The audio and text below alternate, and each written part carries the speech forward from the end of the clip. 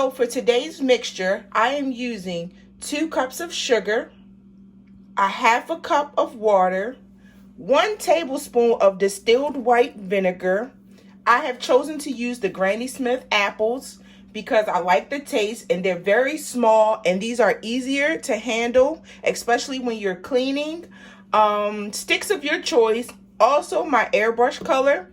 I use the airbrush color that is more of a liquid texture versus a paste because it's easier to incorporate into your candy apple mixture and it helps reduce bubbles. And also, these are pre-cleaned apples. So if you would like me to do a video on how I clean my apples, comment below and I will be sure to post that video.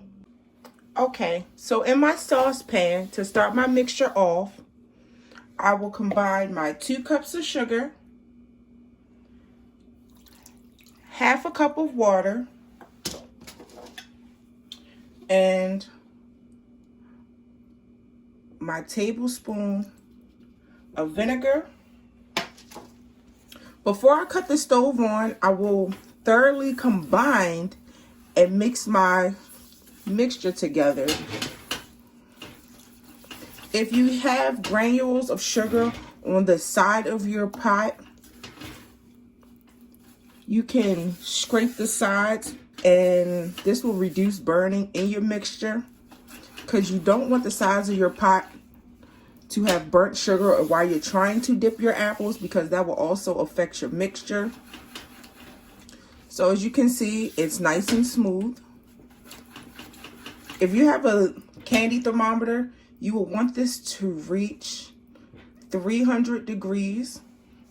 And since I'm not using corn syrup in this mixture, I'm going to put my pot on medium and let this boil for 20 minutes.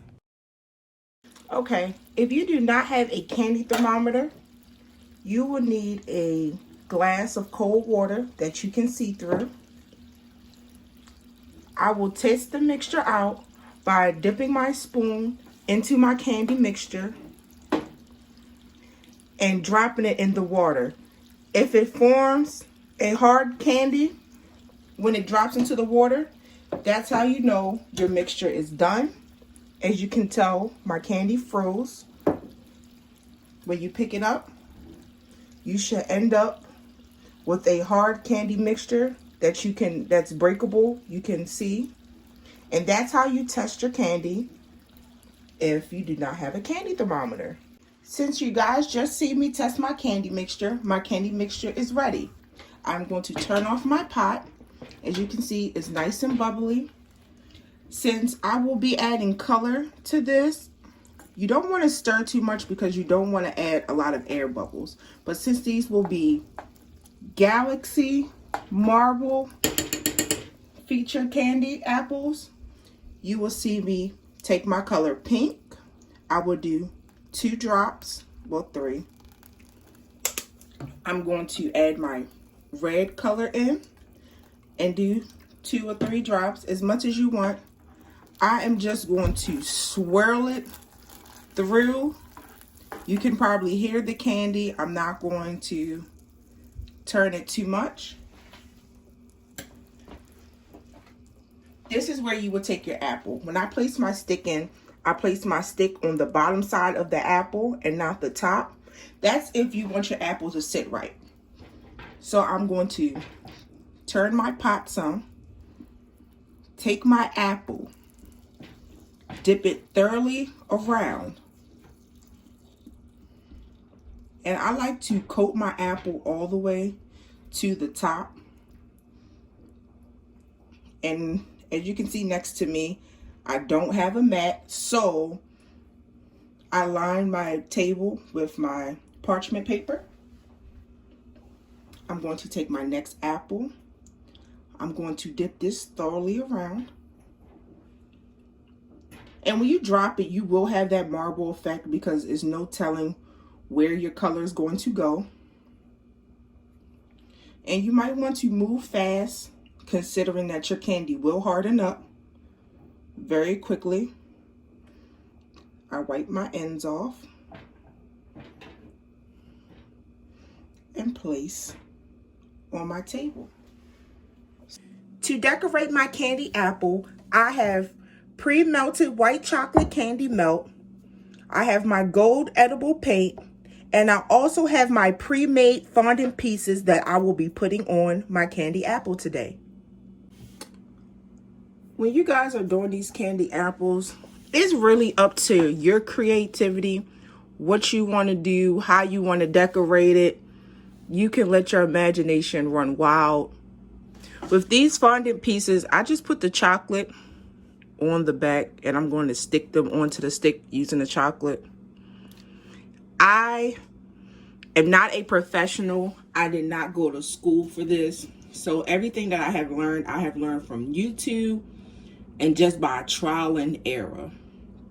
If you mess up, it's okay to start back over and do it again. That's a part of experimenting and learning the craft and the ability. These molds, my bare silicone mold, I just put powdered sugar on the inside, place my fondant on the inside, and put them in the freezer and let them set before I peel them out, because if your fondant is really soft, there is a great chance that you will mess up your mold when you're trying to take it out. You're not going to get the effect that you are wanting, so you really have to be patient. Like, as you can see, you can see the chocolate coming out the leg, but I will go back and clean that up. That's really not a big deal. I just really want this to sit and get stable, because to clean up chocolate, all you would need to do is use a warm knife and run it over the chocolate to smooth it out. It's not a big deal. It's chocolate, it's food. So yeah, be very patient with your craft.